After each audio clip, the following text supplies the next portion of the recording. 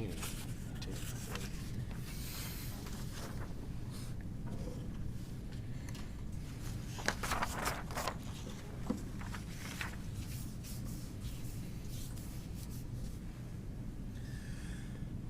You all ready? Great. Well, thanks for coming today. Appreciate it. As you know, we had a critical incident take place in Hawaii County yesterday afternoon, approximately 3:30 to 4 o'clock in the afternoon. This took place. Basically, a little bit of back story from what you've got on your press release. On Friday, the female resident of this household petitioned the court in Hawaii County for a civil protection order. On Monday, yesterday, the 3rd of January, that order was filed and then sent to the Sheriff's Office for service. 2 deputies of the Hawaii County Sheriff's Office responded to that household, that residence, and where they provided the paperwork to Mr. Castro that a civil protection order had been filed and was being served on him, and that he must leave the residence.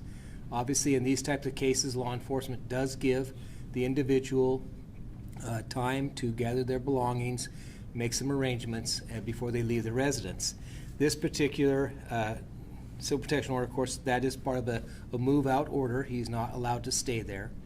And so in the course of serving this civil protection order, unfortunately, Mr. Castro grabbed a weapon and threatened both the deputies. The deputies ordered Mr. Castro to drop the weapon on multiple occasions. Mr. Castro failed to do so, and the deputies both at a certain point fired their weapons at Mr. Castro, and Mr. Castro received mortal gunshot wounds in the incident. The 2 deputies have been placed on paid administrative leave, which is normal and standard procedure in these types of incidents. Sheriff Grant contacted my office and along with our other critical incident task force offices and advised them that there had been a officer involved shooting in Hawaii County, and so all of our critical incident task force partners responded to the call, and due to our rotation, the Canyon County Sheriff's Office was next in line, and so we will be leading the investigation into this incident. The sheriff had reported to me following the incident and as early as today that his office had responded to this residence on multiple occasions for disturbance over the recent weeks, upwards to 6 or 7 times. So this is a residence that was familiar to the deputies and to the sheriff, and of course, as what a civil protection order is to keep the peace and try to bring safety to the occupants of the residence and make sure that things are done according to the law and according to the order that was issued by the judge. Right now, Mr. Castro, of course, was, as I said, received mortal wounds. He died at the scene. Next of kin, of course, was notified immediately, and that process is ongoing. We, as a critical incident task force, would like to share our condolences, of course, to Mr. Castro and his family, and the witness at this residence. And this is not a result that we'd like to see happen, that we don't want to see this happen. Unfortunately, it did happen. And now our job is to take our time and thoroughly examine the facts, treat this as what it is, as a criminal investigation. The 2 deputies, as I said, have been placed on administrative leave pending the appropriate time frame. And we will then finish our reports, finish our investigation, and then the process requires that we, as the lead on this investigation, we will then turn our findings over to the prosecuting attorney in Hawaii County for their review. The prosecuting attorney is not here today. I cannot speak for him, nor would I. That prosecuting attorney may then conflict the case out or may take it under advisement with his own office, but that will be the process. These cases do take time, as you all know, and so we won't have an immediate any type of immediate announcement, but I can assure you that the partners in the Critical Incident Task Force out here in the Canyon County area will do everything we can to make sure things are done appropriately, efficiently, and in the interest of justice. So with that, that's about as much information that I can give you. I'll be glad to take any questions that I can answer. Some answers or some questions I may not be able to answer just because of the sensitivity and confidentiality of the case. And we do want to protect the integrity and confidentiality of the case for all parties involved, Mr. Castro and the deputies and all the families. So with that, I would stand for any questions you may have. Sure, Donahue. We've Yes. heard that Mr. Castro has been linked to a previous cold case in Idaho. Are you able to comment on that at all or know anything about that?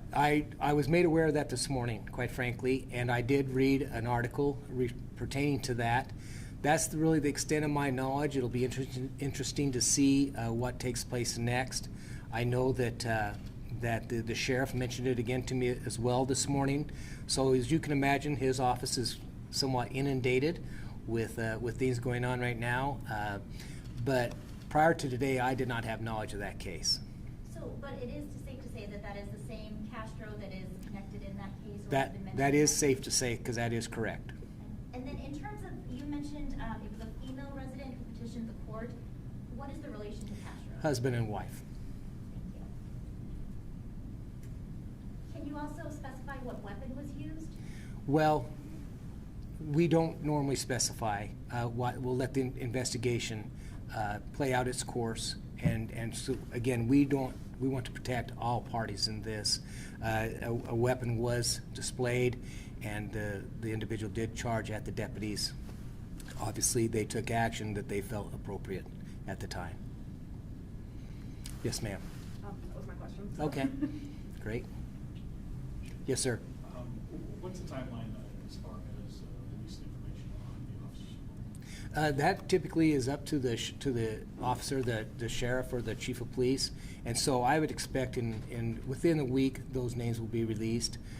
Typically, in these types of incidents, we've found that through obviously case studies, we give the officers roughly 48 hours before they're actually interviewed by the investigative team, based on scientific knowledge. That's the best for the officers for retention and accuracy of what took place, and so we'll give them that time, and then Lieutenant Gentry, who's leading the task force, will help get those interviews done. It will be up to the sheriff when he feels comfortable releasing those names.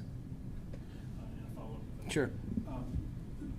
I was listening to it on the scanner last night. I actually worked at home, and I heard that they cleared the scene, and the two deputies that cleared the scene, it sounded like one of them was actually there when it started. Is that normal? They were there at the start? And I wasn't there, Right. but what we try to do is sequester the deputies as quickly as possible. Obviously, first and foremost, they need to secure the scene, right? So, again, you're talking about limited manpower in urban, or rural Owyhee County, and so if one of the officers was still on scene, I would believe that it was more from a secure standpoint, make sure other officers got to the scene so he could be relieved, and then back to the sheriff's office. When I talked to the sheriff fairly quickly after this incident took place, both officers and the female resident were at the sheriff's office, sequestered to be interviewed by the investigative CITF team. Yep. Yes, ma'am. Are you able to disclose the name of his wife? Not at this time. No, it's a great question. Again, we just try to keep as much perimeters as we can to protect those involved, and obviously everyone is going through a hard time, and we want to respect that. And at the same time, do what we have to do, which is a very difficult task for the task force team to get into the information and do the interviews and so on and so forth. But yeah. Yes, sir. To your knowledge, were the two deputies the only two that were on the scene to start the moment? That's correct. They were the only two on scene. Yep. You mentioned that, this particular home has been responded to for disturbance calls 6 or 7 times in the past, and then we did talk about that cold case. Did Mr. Castro have any other history that you're aware of? Only what I've read in the article this morning. That's my understanding that he did have a conviction for a sex case and was a registered sex offender in our state, and had done some time on parole. So that's the extent of my knowledge, but of course you can access that through the repository and get better information or more information.